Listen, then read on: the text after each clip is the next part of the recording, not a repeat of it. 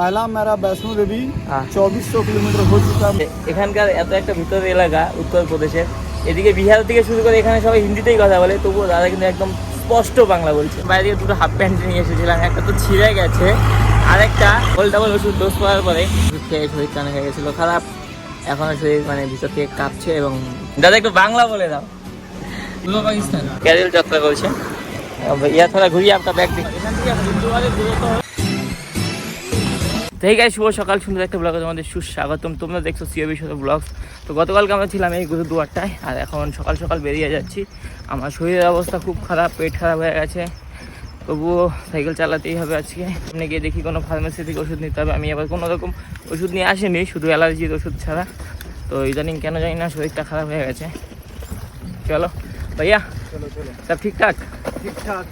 একদম এই আর কি। এখন আমরা সবাই মিলে বেরিয়ে বললাম, মানে সবাই মিলে বেরিয়ে বললাম। এই হলো কালকে যে গেটটা দেখেছিলাম সেটা, এখানেই ছিলাম রাতে, এখানেই খাওয়া দাওয়া করেছি। এবং দুপুরের খাওয়া থেকে রাতের খাবার এখানেই খেয়েছি আমরা। যাই হোক, পেটটা এখন ভালো নেই। চলো গাইস, স্টার্ট। সকাল সকাল করে ফেলেছি একটা ভুল কাজ, সেটা হলো আমি বাইরে থেকে দুটো হাফ প্যান্ট নিয়ে এসেছিলাম, একটা তো ছিঁড়ে গেছে, আরেকটা আমরা কালকে যে গুরুদুয়ারে ছিলাম, মানে যেখান থেকে আজকে বেরিয়ে আসলাম সেখানেই রেখে চলে এসেছি। আর দেখো, এখান থেকে পিলিভিটের দূরত্ব হলো 24 কিলোমিটার, আর দিল্লির দূরত্ব হলো 317 কিলোমিটার। মানে দিল্লি আর যেতে পারবে দিক দিয়ে 317 কিলোমিটার দূরে। আমরা যদি দিল্লি যেতে চাই 3 দিন সময় লাগবে, আর হরিদ্বার যেতেও আমাদের 2-3 দিন লাগবে।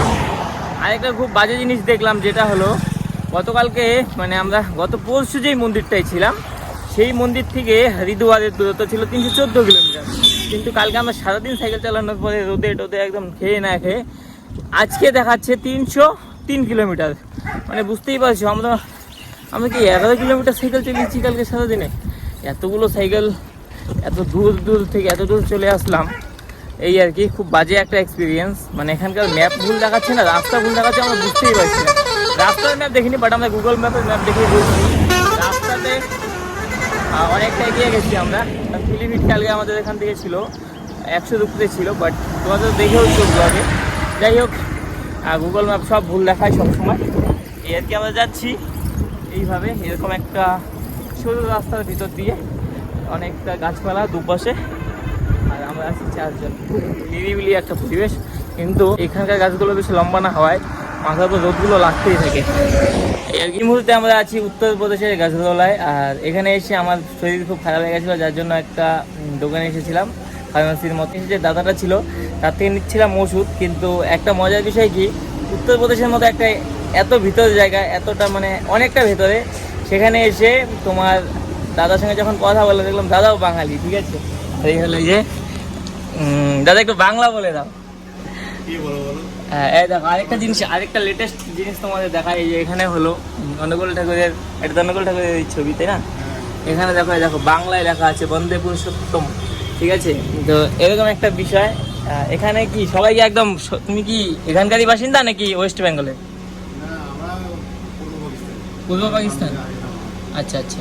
এখন এখানে কত বছর থেকে আসো? এখানে কত বছর থেকে আসো?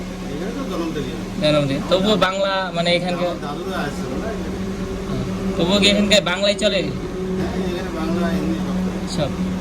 আচ্ছা, তো এটা খুব ভালো লাগলো, এই জন্য জিনিসটা তোমাদের শেয়ার করলাম, যে এখানকার এত একটা ভিতরের এলাকা উত্তরপ্রদেশের, এদিকে বিহার থেকে শুরু করে এখানে সবাই হিন্দিতেই কথা বলে, তবুও দাদা কিন্তু একদম স্পষ্ট বাংলা বলছে। ভালো লাগলো। এবং যাই হোক, এই যে ওষুধ দিলাম, দাদা কিন্তু আমার থেকে টাকাও নিল না। থ্যাংক ইউ দাদা, ঠিক আছে। এটাও থেকে যাবে আমার ইউটিউব চ্যানেলে।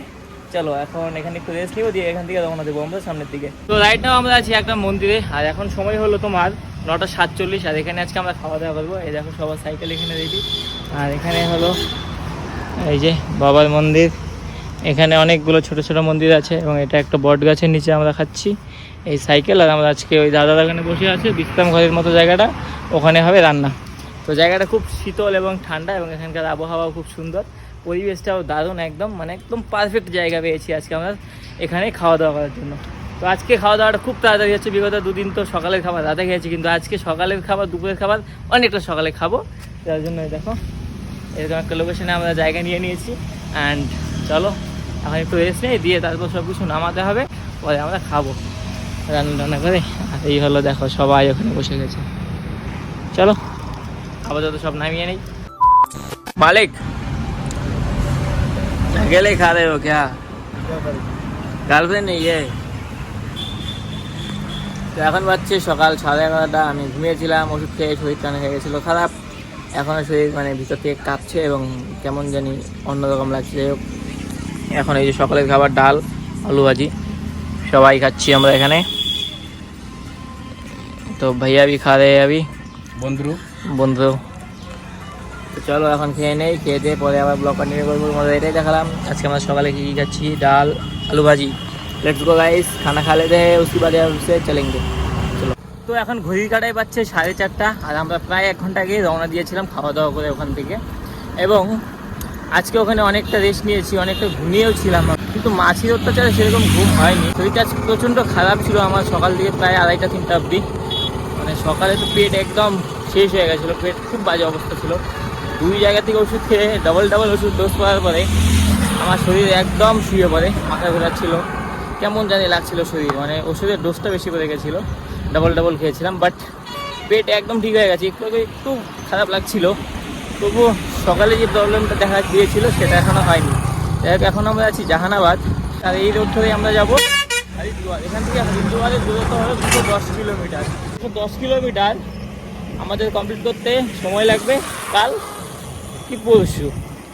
একদিনে 200 কমপ্লিট করা সম্ভব না, কাল পরশু তো আমরা কমপ্লিট করে দেবো। আজকে সাইকেল চালাইনি, না হলে এটা 100 বা 150-তে পৌঁছে যেত এবং আমরা কালকে না হলেও পরশু দিন সকাল হরিদ্বার পৌঁছে যেতাম।